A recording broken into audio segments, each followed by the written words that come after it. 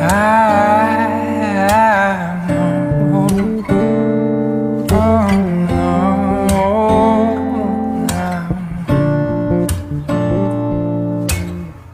left and right, buzz like crazy.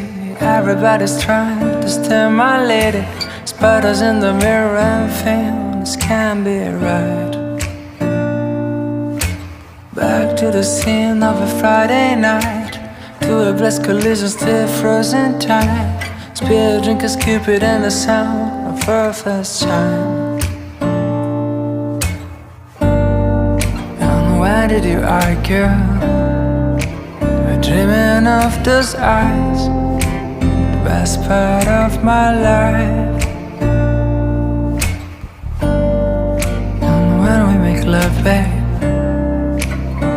don't make a sound, the clock won't turn around. Ooh, you turn around with 1,000 little fires. And ooh, you circle, you spread it.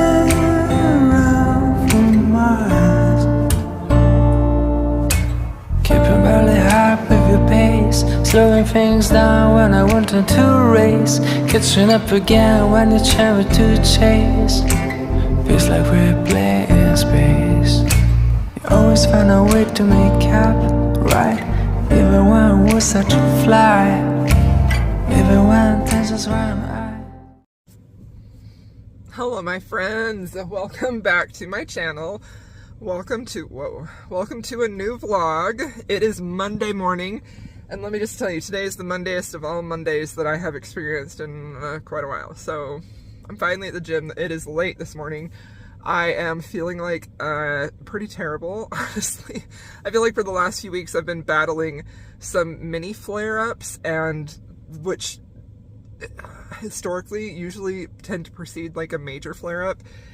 And it's stressing me out because I'm like stressing that a big flare-up is going to be coming, but I'm also stressing because maybe it won't, and I don't know, it's just tough. So you're welcome for that little insight into my brain and life with a chronic illness. But I wanted to start a vlog today because I just started a book this morning that I talked about in my authors I really want to try in 2023, or prioritize video, and it was Jesse Cleaver, a historical romance author, and it is The Duke and the Wallflower. I started this on audio because the audiobook was cheap, and I'm a sucker for a cheap audiobook. I just always buy them. I know. I just love them, okay? So I'm very interested in the premise of this. The basic premise is the heroine is conventionally unattractive, and she knows that, and she feels like she has lost her chance for marriage because her season has come and gone, and she didn't end up with a match. So now her sister is in town and is determined to make sure that her sisters end up happily married and with good matches. So they end up going to a ball where the heroine Eliza ends up meeting the Duke, and he is sort of known as the jilted Duke because he had a very public scandal and rejection happen at a ball where he was going to propose marriage to someone, and she very publicly rejected him. So he feels a little bit jilted, is determined he's not going to fall in love, was determined he wasn't going to marry until, of course, the title demands it because, you know, the dukedom must go on. So he ends up asking her to dance at this ball. And I was so excited by the premise of this because I love books that go deeper other than this person is really hot, I really want to do them, because I just could not care less about that. That is so absolutely boring to me. Obviously, we know physical attraction and desire, like blah, blah, blah. I've heard it a million times. I need more depth, right? And I felt like this had the potential to go there, because it's basically the bottom part of the synopsis of this is the Duke will realize that love isn't dependent upon looks, and like, yes, I love that so much. And I don't mean to diminish the importance of attraction. I feel like everybody knows that that's an important part of a relationship, but I also feel like too often in a lot of mainstream romances, and by mainstream I mean like books that are popular, whether they're indie or trad pub or whatever, they tend to overly rely on attraction as the driving force of the romance, and I just find that very boring, because I can't even tell you in my own life how, I don't really want to get into it, but it's so common to be seen as attractive in our society today, and that is the one thing that is appealing to you, that I'm just sort of like, feel like that moment in The Swan Princess where I'm like, but what else? But what else is there, you know? Anyway, started the book, was instantly captivated by the writing. The writing feels very elevated, which I am so excited about. That's a big deal for me. The writing was very smooth, very easy to get into, but it also felt slightly elevated, which I love so freaking much. And their first meeting, the dance, okay? They're dancing, and it's very interesting because the heroine immediately is very drawn to the Duke, and all of that is physical. She's very attracted to him. She's like, look at those eyes, look at that face, look at that, you know, like she's just like, ooh, I like him. I like the way he looks. And he, meanwhile, is clocking in his head that, you know, yeah, she's not attractive. But they start talking while they're dancing, and very soon he realizes that there are layers to her that he finds himself appealed to. Like, he finds those layers about her appealing in a way that he wasn't anticipating because she is not beautiful. And so he finds himself very drawn to her and very attracted to her, and I just really, really love that. So the heroine wants to be married because she wants to be a mother, which is very dear to my heart. But she also, like, wants to find a man that she can be with who's not going to, like, stop her from doing things that she wants. And she's very interested in hounds, as she calls it, dogs. And that's a part of the hero's interest, is he's like, oh, you like, you know, like little lap dogs? And she's like, no, I like working dogs. And he's like, what now? You know, because that's not something that ladies typically do. So I'm interested in it. So far, I am very impressed with the writing. I'm very impressed with the story. To be fair, I'm only a few chapters into it, so we'll see how it pans out. But I wanted to start a vlog just because I found this book to be so intriguing right away, and I just want to talk about it. So I'll update you when I have more to say.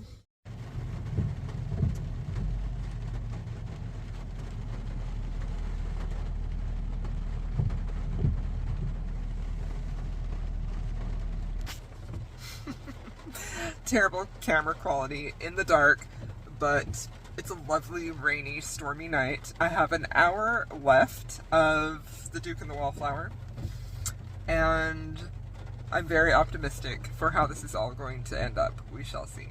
But it's so delightfully rainy.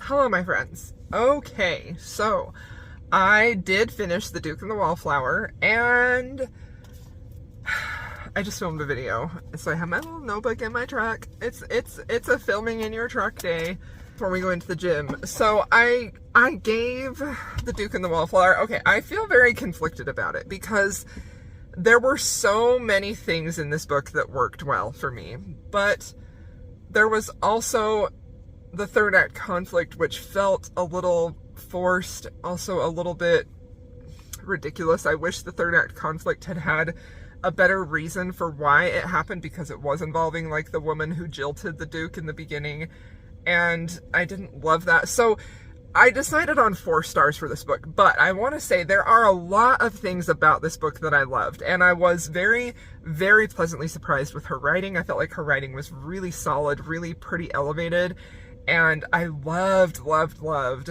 how she built these tiny pockets of intimacy between the hero and heroine, specifically dealing with the heroine's insecurities about her looks. Like, she is a deeply insecure person, and I think that could probably be upsetting for a lot of readers who don't enjoy reading a heroine's point of view where she knows that she's not beautiful. She's been made aware of that over and over and over again, and it is a little uncomfortable because she is so insecure. So in moments of physical intimacy, or, you know, anything that happens between her and the hero, her go-to reasoning why is because, oh, it's because I'm ugly, it's because he's not attracted to me. And that seems like it could be tender for a lot of readers. I definitely felt like pain every time that happened, because when you are then in the hero's point of view, you realize that he is attracted to her. He finds her beautiful to him because of how much he cares for her personality and things like that. So I think that was handled really well. I really loved also, there was such a beautiful moment in here where he talks about how you know, he sends her to the modiste to get dresses that are going to fit her properly because he's already seen her naked and he's like, you are beautiful, and the clothes that you wear, they don't show how beautiful you are. And she's like, no, I'm not beautiful, and my body, you know, I'm too skinny, or I'm too this or whatever.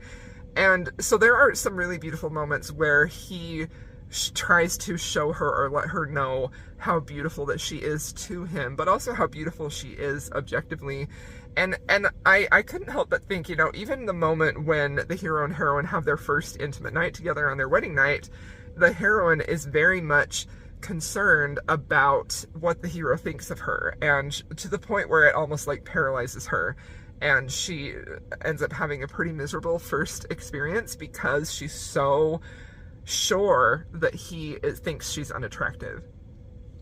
And I couldn't help but wonder, like, why is that so much in her thoughts? Because typically when a woman has thoughts like that, it's usually because a man has put them there. And because we knew she was a virgin, she hadn't been with other men, I couldn't help but wonder, like, why does she believe that her body is going to be so ugly to him? And, you know, the only information we really got about that was, well, you know, in her season, these other women, they constantly, like, made comments about her and how ugly she was. Not just women, but men, too. So it just seemed to the point where she had been bullied in a way where, you know, when she was out in her season, people had convinced her that she was ugly, and she believed it wholeheartedly, and that really transformed and shaped how she thought about herself for the rest of her life, to the point where it really interfered in her relationship with this man who has given her no reason whatsoever to feel like he finds her disgusting or unappealing, until he lets slip in a conversation with somebody else that he wanted to marry her because he didn't find her beautiful. This was him reflecting on why he picked her initially before he had talked to her, before he knew her, because then he felt like he would be safe from falling in love with her, because the Duke believes that love comes from finding someone beautiful. And so it's kind of like the whole story is sort of him realizing that actually that's not how you fall in love with someone. You don't just fall in love with someone's looks. You fall in love with who they are as a person. So this book did a lot of things right.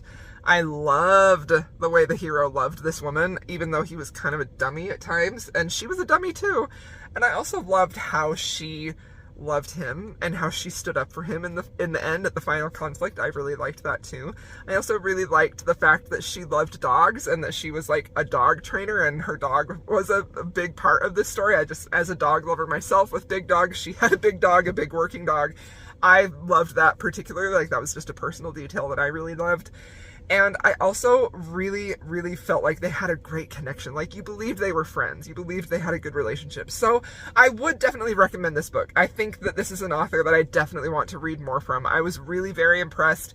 And truthfully, I honestly, like, I wanted to give this book 5 stars, but it's not quite a 5 star. So I think this is a 4 star, almost a 4.5, like a really high 4-star book. I just really found a lot to enjoy here, but it's not a book that I'm going to be gushing about and like pushing down your throats all the time. But again, that's not to say you might not feel that way about this book. It was definitely worth the read. I enjoyed it immensely. It was pretty short. The audiobook was great. I really, really liked it. So overall, final rating, 4.5 stars. Okay, so now, what am I going to read now? So I think what I'm going to go with now is this book, which is on my, like, TBR for the year. This is a book that I really want to get to, and I believe it's called The Fall of Troy. This is the cover. I just checked the audiobook out from Hoopla. This is a student-teacher romance, but it has, I've already started it actually, and it does have other layers of like mental health I think is going to be discussed in here quite a lot. And the heroine is young, she's in college, but she's definitely dealing with some parent type of issues. So I'm really curious to see where the story goes. I am interested in this. This is a recommendation I got from Nikki at Nikki in Bookland, and I have really high expectations for it. I really hope I love it. When I told Nikki I was going to be reading it, she's like, oh, please let it be a 3-star. So far my first impressions of the writing are good. I think the writing is very readable. It doesn't feel like it's trying too hard. I think it's just presenting the story in a really solid way, and I'm interested in the characters. So far I have mostly just gotten background into the heroine's past and what happened with her parents, and she ended up getting hospitalized for potentially self-harming herself, so triggers surrounding that, and we're just getting more of her story. So I'm interested so far. I'm looking forward to reading this, and yeah, that's the book I'm going to be reading. So we have one historical and one contemporary, and that's probably all I'll include for this vlog. So I'll talk to y'all later when I have more to say. Hello. Okay, you are in my kitchen with me. I am getting some chicken ready to cook, because I'm gonna make a creamy chicken and rice soup, and I'm gonna take some to my oldest because he just had his wisdom tooth removed and he doesn't live at home anymore. But I do be worrying about my child, and so I'm like, are you eating okay? Can I bring you a meal? And he said that would be nice, Mom. So I'm putting some chicken just in the Instant Pot so it will be ready to shred. And I just needed to come and talk about this for a second. Okay, so yes, my Christmas tree is still up. No judgies, okay? I love the lights. It's very cozy at night. And my kids, my oldest at home, he's 6'6", and it's his job to take it down. And he's like, Mom, do you want me to take that down? And I'm like, oh, just one more day, because it's so cozy. Okay, anyway, the book. So I'm listening to this book, and I have come across a pretty big pet peeve of mine. And it's not writing related, it's with the characters. I truly do not understand why authors present heroes in this way in romance novels. It doesn't work for me. And I recognize that everybody has different tastes and that everybody has different things that like turn them off about personalities and things like that. But I truthfully will never understand why romance authors present heroes the first time. Okay, so the hero is the professor. There's an age gap. I think it says he's in like his 30s somewhere. It is an enemies to lovers. She's a student at the university. They have this attraction in the beginning, right? Obviously. But I don't understand. I will never understand. Maybe, I know I'm not telling you yet. Maybe at the end of this book, I will be like, you know what? I get it. I get why the author chose to introduce us to the hero's point of view for the first time. The first time that he is thinking about the heroine, from when we're in his head. Maybe I will come to you at the end of this and be like, you know, I understand why the author chose to show me the hero's point of view of the heroine, his first impressions of her, in a way that was very degrading, that was him visualizing her blowing him and her being too small for him and him forcing his way in. And I'm just like, I don't understand why this is the first choice. And this happens so often.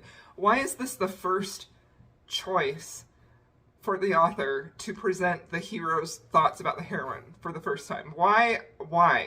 I don't understand that. And like I said, these are obviously my own opinions, but that is like, that's a red flag. I mean, that's a pretty big red flag. And truthfully, like, how am I supposed to be on board with a hero like this when one of the first times when I get to see his point of view of the heroine is him imagining degrading the heroine in this way? And look, don't you come at me and saying dark romance heroes, okay? I've had it about up to here with dark romance heroes like this. They're almost never fully redeemed. They're not intended to be redeemed, and I do not understand the appeal of them in this way. I don't get it. So, yeah. I don't know how I feel about this book at this point. I'm only, like, I'm on chapter 4, and it's 15% into the audiobook, but I don't know. I don't understand. I just don't understand the appeal of this. And that's one of the reasons why I'm going to continue reading it, is because I want to see what the appeal is of this type of hero, because I feel like I mention this often. I don't want douchebag heroes. I don't want alpha hull heroes. I don't want abusive heroes. And then I feel like people misinterpret that to mean, oh, you just want pushover heroes. No. but I certainly don't enjoy being in our hero's point of view when he is visualizing almost assaulting the heroine. Like, I don't enjoy that. I don't know why that is supposed to be romantic. I don't know. Anyway, my chicken's done. Puppy needs to get out. She's like, hey, I can hear you talking. Let me out. Chicken's not done. Chicken's in the Instant Pot. We're going to season it, cook it, continue listening. But I gotta admit, I am very disappointed. This is not the type of introduction to our hero that I think lends itself well to a lot of complex emotional growth and development. Now, I could come back and eat my words. I hope I do. I really do. Because Dr. Rebecca Sharp better have enough skill to get me into his psyche and help me to understand his point of view and to get me convinced that he loves her. Because this first impression, it ain't great. I'll see y'all soon. Alright, look, I'm sorry. I cannot be, I'm only on the second chapter of his point of view. I can't be in this man's head anymore. I cannot be in this man's head anymore. I can't even express, oh my gosh, I find his thoughts so incredibly distasteful. Like, literally, all of his thoughts are overly sexual. Like, so everything is about his dick, okay? I cannot handle being in his head anymore. I just can't. I don't, no. And, like, everything he's saying about the heroine, oh my gosh, y'all, like, she was too young, too small, like, I just can't, she was too young, like, over and over and over again. But let me just tell you something right here, which is a writing flaw, which absolutely drives me insane, and is very often quoted when we're talking about men who are writing women, okay? And here we have, I believe, a woman writing this. I'm so sorry to Nikki, and I am so sorry to Peggy, who gifted me this book, but I cannot continue to read this. I'm not saying never, but I am saying probably never. So he's talking about this girl who he screws and everything. She's got like this great body, you know, wonderful shape and everything like that. He's much more explicit and gross than I am, in my opinion. But then he's talking about the student who he can't stop thinking about, even though her breasts are so much smaller than this other girl's. And this part, this is the cardinal writing sin, okay? It was her breasts. I inserted a more palatable word because I will not say that on my channel. And the way they stared at me with a needy smugness through her shirt.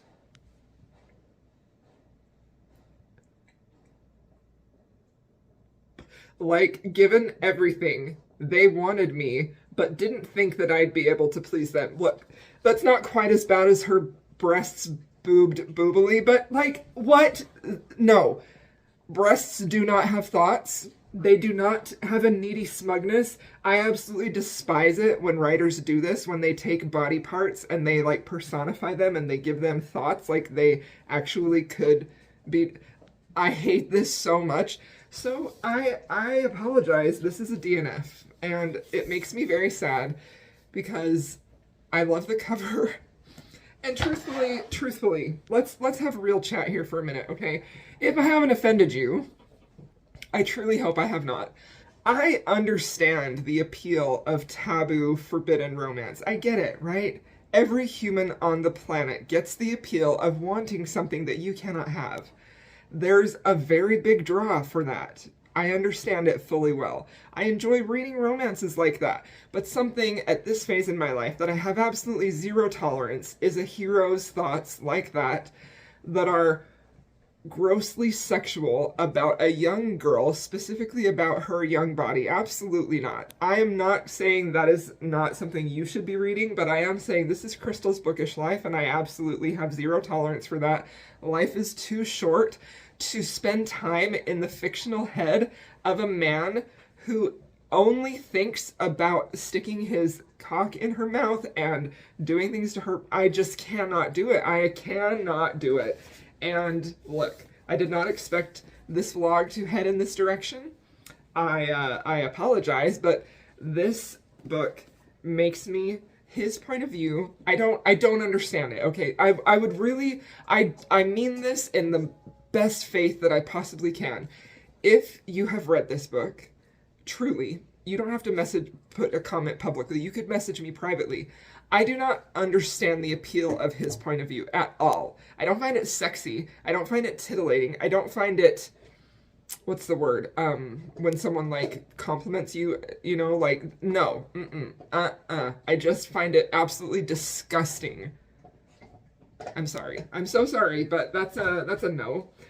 And I'm very sad because like it's truly so beautiful, and I think that this book had potential, and I feel like that's why it makes me so sad, because it could be very complex. It sounds like the hero has a lot of trauma in the past, and as is very stereotypical, he's using sex and his desire for sex to mask that. But that's not enough for me to be interested in him. That is surface level crap, and I'm not here for it, you know? So we're gonna DNF that, and now I really need a palate cleanser because I'm kind of shaking with rage. I don't like that. I know I made that very clear, but, and again, I apologize to people who love this book. I cannot do that. I need something, I need a palate cleanser. I'm gonna think about what my palate cleansing read should be, because I feel like gross inside. Just even thinking about his point of view of her, it makes me want to vomit up the lunch I just ate. Oh, so yeah, we're gonna think about a book to read, and then we're gonna come and tell you what it is. Wanda, where are you, baby? Wanda, come see me. Puppy.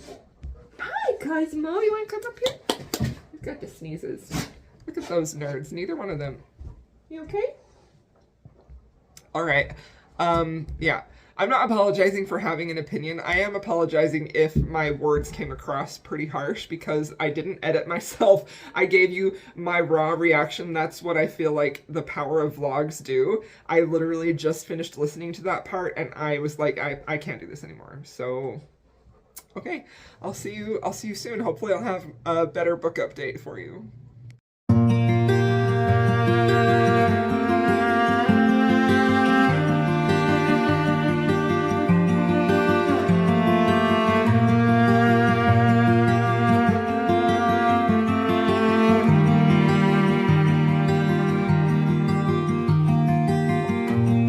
The last breath of summer is blowing down our necks, and soon we'll wave goodbye to the fleeting bliss, because you are like a tidal wave, ripping up my life, not living without a trace. And you know that I'm your silent patient. You know I'm your silent patient. I've been waiting to hold me up. I'll be holding on through the winter for your kiss to wake me up. Now with the colors of spring, my heart will blossom up again. The spit in her heart, and with your smile it will erupt, and I collect all I can, set aside all the supplies, your kisses and warmness to get through winter time, because I'm your silent patient. Good morning. Hello.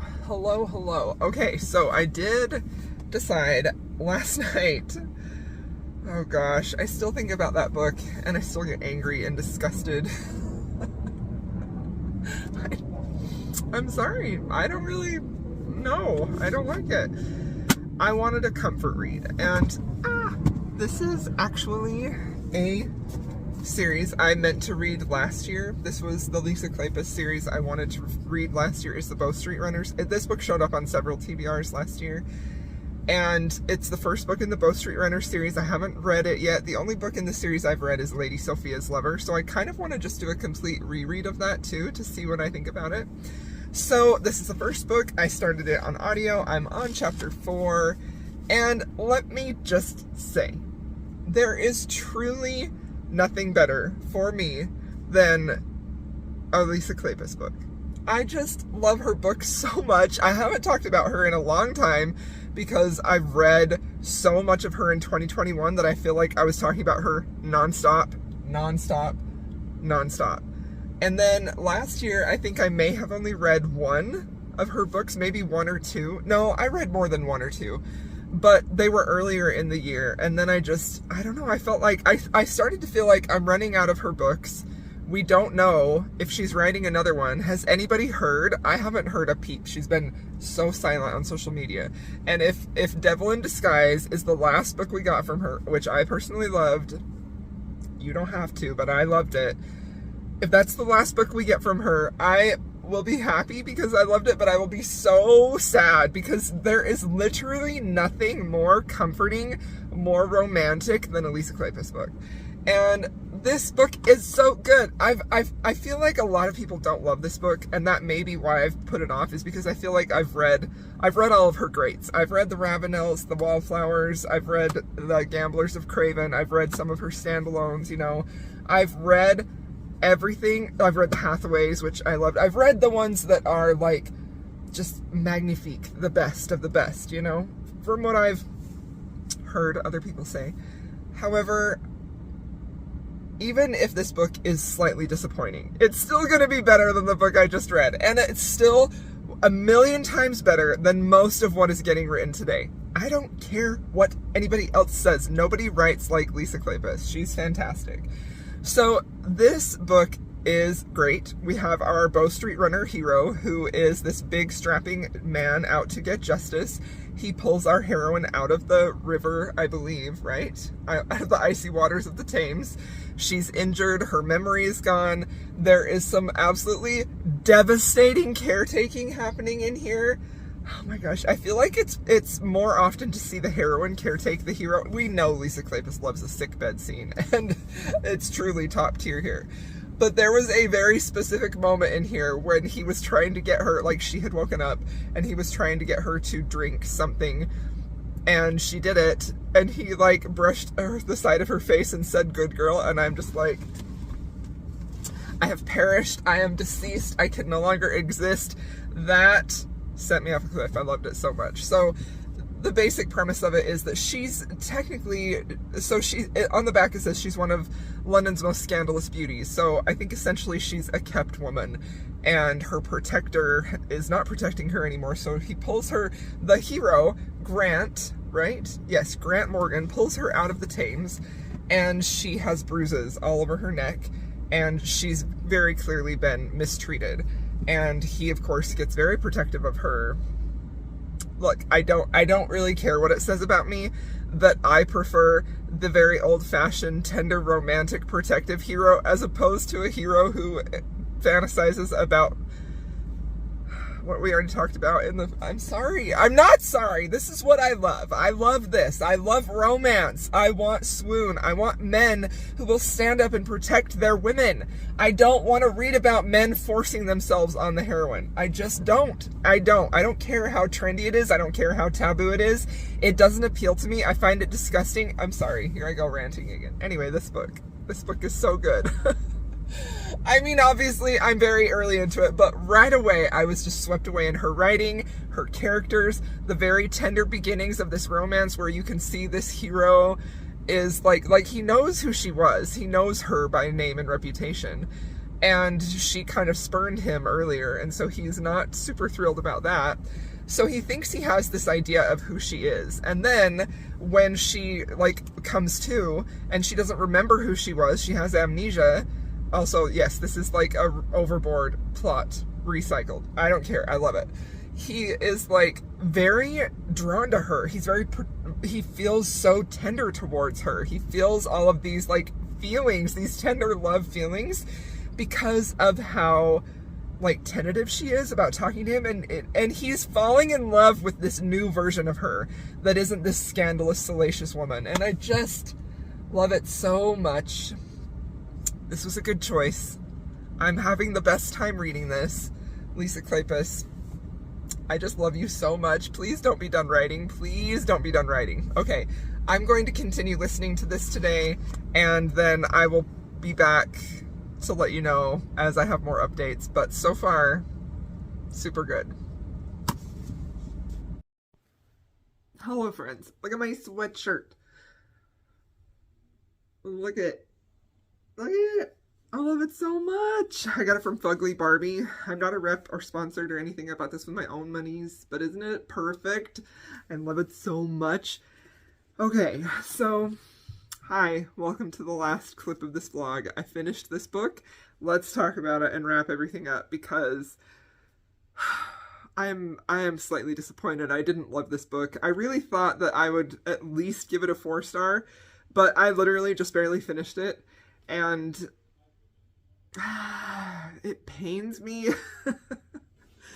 It truly pains me, but it's a 3-star read. And it's not that 3 is a bad star rating, it's just that this is my favorite historical romance author, and this book was a bit of a hot mess. I stand by when I talked to you last time, I had only read like 4 chapters.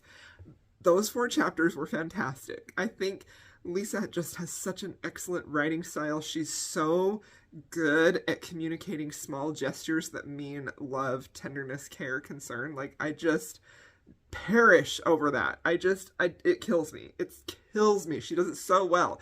I love it so much. This, I think, suffered from a couple of different things, and I think the biggest one is just the completely absurd bonkersness of the plot. This is definitely the most bonkers plot of Lisa's that I've ever read. Amnesia, secret twins, Bow Street runners, murderers out to get her. There's like secret babies. It's just like there's so much happening in here. And I honestly, I feel like in some of Lisa's books she does do that.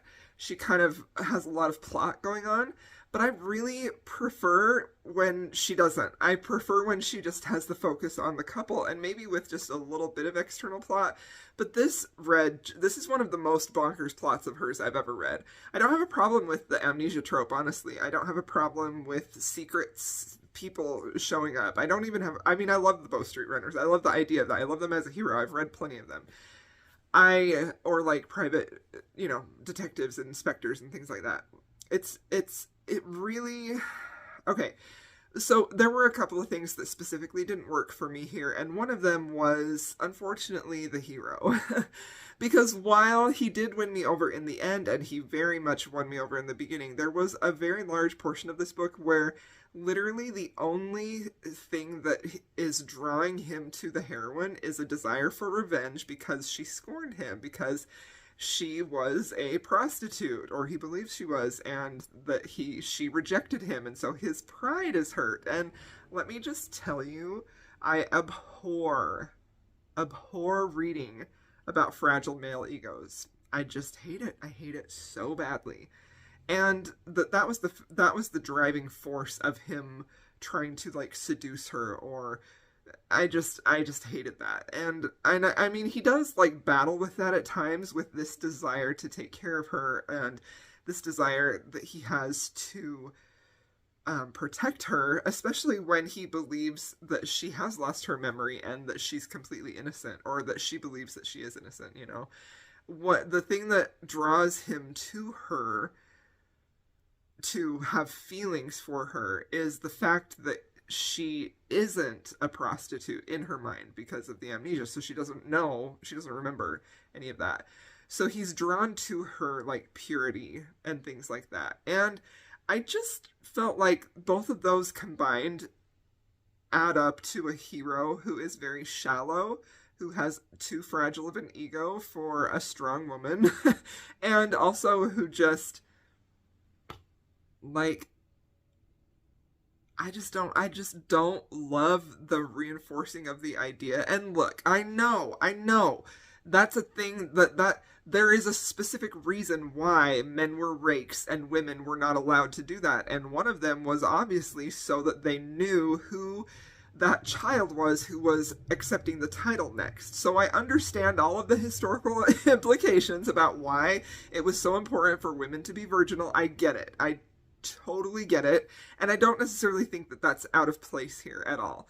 I actually truly don't think it's out of place in a historical romance. I don't think that a hero's desire for his wife or the woman he loves to be virginal or pure only for him, I don't think that's out of place in historical romance because it's accurate to the times. And while I don't believe that we need 100% accuracy in our historical romances at all, I don't believe that, I do think that that idea can lend itself to some really excellent character growth on the hero's part specifically, and also on the heroine's part, where she sort of maybe bucks tradition and sort of gains some confidence or gains a little bit of agency over herself. I've seen authors do that before, or where he has a moment where he has to like rethink those patriarchal reinforced ideas about women and purity and sex. Like, I would have loved to have seen that discussed a little bit more, but it really wasn't. It was kept to a very shallow surface level, which was relying on the bonkersness of the plot.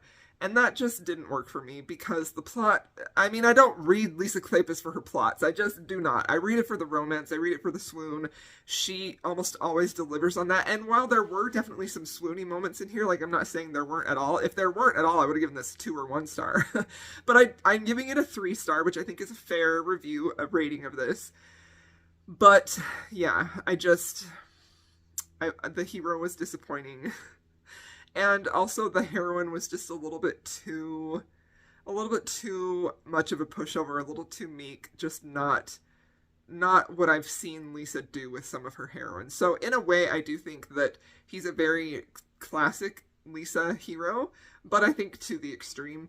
You know, I think a good example of a hero who still has like those tendencies of the alpha historical male who wants to protect and take care of, and who loves and really prizes like women who are pure. Like, it kind of like icks me out to even say that, you know. But you know, that's a part of society. That's a part of historical romances. I'm not saying anything about that. But a hero who does all of that well, but shows excellent growth, is Derek Craven, in my opinion. Derek Craven from Dreaming of You will always be my favorite Lisa Kleypas hero, even over Sebastian St. Vincent. I just love Derek Craven. There's something about that man that is so rough around the edges, but has this desire to, like, clean them up for the woman he loves that I just adore. I just adore that so much. And that hero in here did that as well.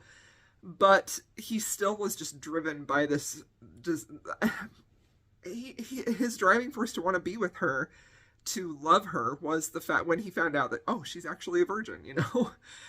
She's actually pure. She's not a prostitute, so I can love her. And I think that his fascination with her looks and her beauty, and also his desire for her when he believed she was a prostitute, all of that combines. And then when he realizes, oh, she actually is, or she may be pure, then I can have her and I can love her. It just seemed a bit shallow for me, and I just didn't really love it all that much. So 3 stars for this. Slightly disappointing. But again, I mean, I think I've rated 3. Actually, Lady Sophia's Lover, the second in this series, I gave 3 stars as well. And then Cold Hearted Rake. Those are the only books that Lisa has ever written that I've given 3 stars. And yeah, I don't want to read Lady Sophia's Lover. I know I said maybe I would. I'm gonna skip that one. I do want to read the last book in this series, though. So yeah, this one was disappointing. But, I mean, I've said it before and I'll say it again, even a bad Lisa Kleypas book is still not that bad. Like, it's still a good time, honestly. Even though I have my critiques, even though I have things that I wish had been different, that had been handled different, and a lot of that comes from just me knowing what Lisa is capable of, and just how incredibly talented she is to handle delicate subject matter like that in a way that shows a lot of range and a lot of growth. It just was not here at all, and this was just sort of just a little too focused on the bonkers plot, and I think because of that we missed out on any type of character development, and specifically any romantic love development that wasn't just lust and attraction and, you know, what's the word? Infatuation. That's the word. So, yeah. I'm kind of sad, but it's okay. I read it. It's a beautiful book. I'm happy to have read it, and yeah. It definitely wasn't terrible. It's you know, it's still Lisa. So, okay. 3 stars for that one. DNF'd Troy. And, like, I know I was heated about that hero, but truly, the thing that really made me DNF that book was making the breasts have thoughts and words. I can't take that seriously. That is such an elementary writing mistake that I'm like, absolutely not. We're not doing that here. We're not. Okay, so, and then, The Duke and the Wallflower was a 4-star read. That book was very good. I really, really liked that one, and I would love to see more more people reading it. I've never seen or heard anybody on BookTube or Bookstagram read this author, and I definitely want to read more from her because I was very impressed. So, the best book was The Duke and the Wallflower. We won't go into you know how I feel about the rest of them. So anyway, thank you for watching this vlog. I am glad that you joined me, and if you have made it this far, please leave me a flower, because there's flowers on the cover of this. And I'll see y'all in my next video.